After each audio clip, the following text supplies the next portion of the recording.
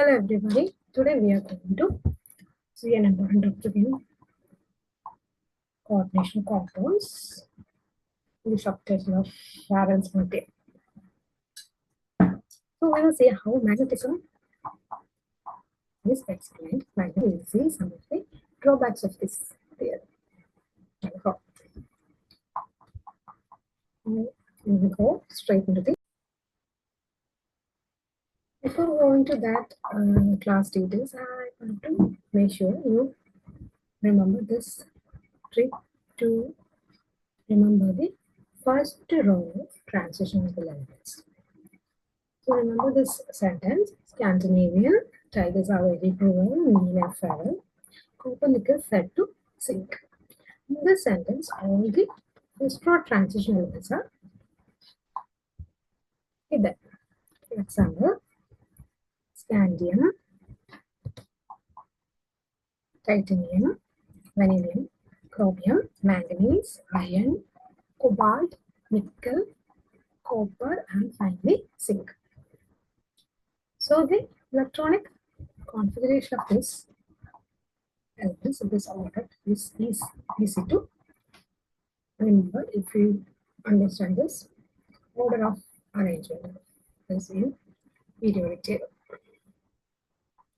So these are like this. For these to remember, right T1 for scandium to T10 to zinc. And we know there is anomalous electron configuration for chromium and copper. Where chromium has 4s1, 3d, 5, 4s1, 3d, 10. That's the electron configuration. So this is the electronic configuration. And remember, when the electrons are removed from the metal, the first electrons are taken from the forest levels. So this can also be remembered as the metals plus 2 oxidation states electronic configuration. Now we will go to the magnetism. So while measuring magnetic moment of certain molecules, it shows that some of the complexes having the same metal is showing different paramagnetic or diamagnetic properties. So based on valence bond theory, how we are going to explain is what we are going to see here. So first we will take two examples of coordination complex having manganese iron as the central metal. So here we will see what is the oxidation state of manganese. So the complex part as a whole has a -3 charge and Cn has a -1. So for this to become balanced, the manganese should have a +3 oxidation state. So manganese in +3 oxidation is a D4 system. That means in the D subshell there are only 4 electrons. So how we will write it? 1, 2, 3, 4. These shells are the 3D levels of the metals. So what happens before when the ligands are approaching the metal, metals atomic orbitals or the orbitals will mix to hybridize to give certain geometry. So these complexes are having 6 ligands each in all of them. So the geometry is always octahedral, and what are the hybridization possible? Hybridization possible are D2, sp3 and sp3, D2. We have seen in the earlier classes that these two type of hybridization is possible.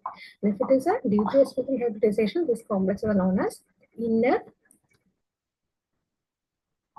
orbital complexes, and if this is the hybridization, it is known as the outer orbital complexes. Because here the inner 3D orbital are being used for hybridization. Here the outer 4D orbitals are being used for hybridization. So in this metal, what happens is that the inner orbitals are being used for hybridization. So these two is together with 4s and 3 4p is used for hybridization. So the electron in this orbital will go and pair with the another electron in that orbital. So there will be two unpaired electrons in the complex after complex formation. So this is also observed by measuring the magnetic moment of this complex. This is having a paramagnetic moment corresponding to two unpaired electrons. Whereas in this complex where the ligand is changed to Cl, fluorine, this complex has a paramagnetic moment corresponding to four unpaired electrons. This is explained on the basis of whether the inner orbitals or the outer orbitals are taking part in hybridization. Here it is said that the outer orbitals are taking part in hybridization. So here also manganese has a +3 oxidation states. It is a D4 system. 1, 2, 3, 4. So here what happens? Pairing is not happening. The outer, so this 3D orbital is not taking part in hybridization. 4s, 4p, and 4d orbitals are taking part in hybridization to give this sp3d2 hybridized orbital that is an octahedral shape. As a result, there are four unpaired electrons in the complex, that is leaving the paramagnetic moment corresponding to four unpaired electrons. Similarly, if we take two ion complexes, here also we will see what is the oxygen state of ion here. So this complex has a -3 charge, Cn has a -1 charge, so ion is in +3 oxidation state. Here also, similarly, ion is +3 oxidation state.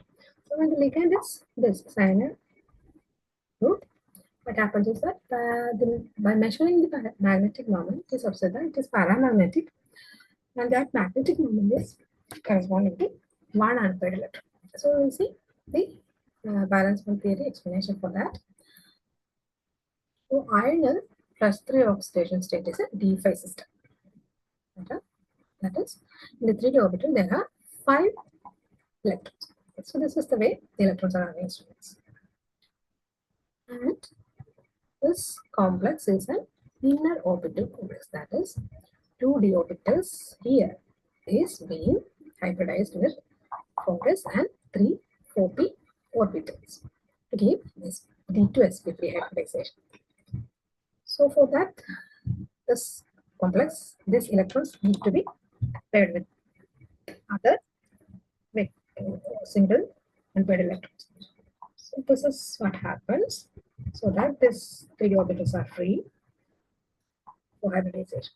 So in effect, there is only one unpaired electron in this complex, and that is evident from the magnetic moment calculation. We'll come to the next complex, that is when F minus is the ligand, that is an outer orbital complex. So here also ion is in +3 oxidation state. Plus is a Fe3 plus is a D5 system, that is in the orbital, 3D orbital, there are 5 electrons. And this is an outer orbital complex, that means this 3D orbital is not taking part in hybridization. The outer 4s, 4p, and 4d is hybridized to give sp3 d2 hybridized octahedral geometry orbitals. So if we take the complex as a whole, there are 5 unpaired electrons, and this is observed in the magnetic moment calculation also. That is, the paramagnetic moment is corresponding to 5 unpaired electrons. Now coming to the cobalt complexes. So here also cobalt is in +3 oxidation state. So +3 oxidation state because oxalate ion has a -2 charge. To balance this 3 oxalate ions as well as the charge on the complex, cobalt need to be +3 oxidation state. And cobalt 3 plus is a D6 system. Means there are 6 electrons in the 3 layer. 1, 2, 3, 4, 5, 6. And this complex is an outer orbital complex. That is sp3. D2 is the hybridization.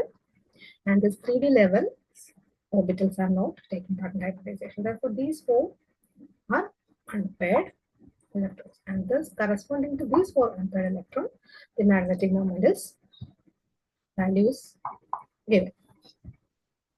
And we're coming to this complex where the ligand is changed to the oxalate ion. What happens is that here also cobalt 3 plus is a D6 system. 1, 2, 3, 4, 5, 6. This is an inner orbital complex. So these two 3D orbitals are taking part in hybridization with 4s and 3,4ps. So for this to become taken, we need to remove this electrons from here and gets to pair with the other single occupied electrons in the 3D level itself.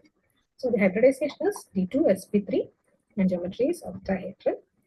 And if we see the complex as a whole, there are no unpaired electrons in the complex. Therefore, this complex is a diamagnetic complex. So this is how the magnetic property, the peculiar magnetic properties of transition metal elements complexes is explained using valence bond theory. But why this happens? Why certain ligands make inner orbital complex? Why certain other ligands make outer orbital complexes? This is not explained sufficiently or satisfactorily using the valence bond theory. So this comes as a drawback of this valence bond theory. And so we will see what all other drawbacks are there for the theory. First drawback is that it involves a number of assumptions. There are certain assumptions like ligand will come to only one position, it's unidirectional.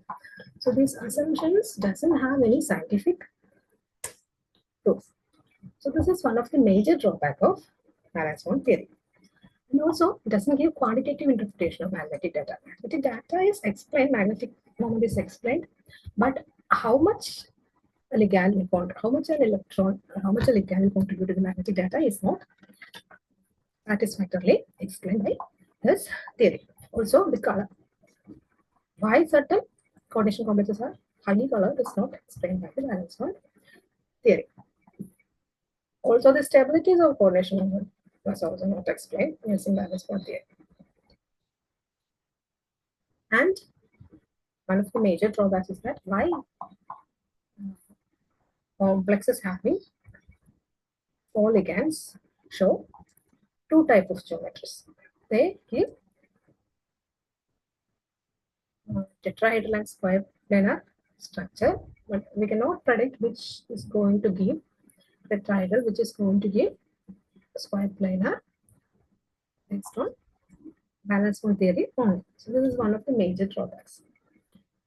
And also, it is no distinction between weak and strong ligands. What are weak ligands? What are strong ligands? How they are going to act on the complex? How they are going to act inside the complex? How they are going to influence the geometry or the electron pairing? These all things are not explained strongly in the case of valence bond theory. So these are main limitations. So with this, we are coming to the end of the class. If you have any doubts, please ask in the comment section. Thank you for watching.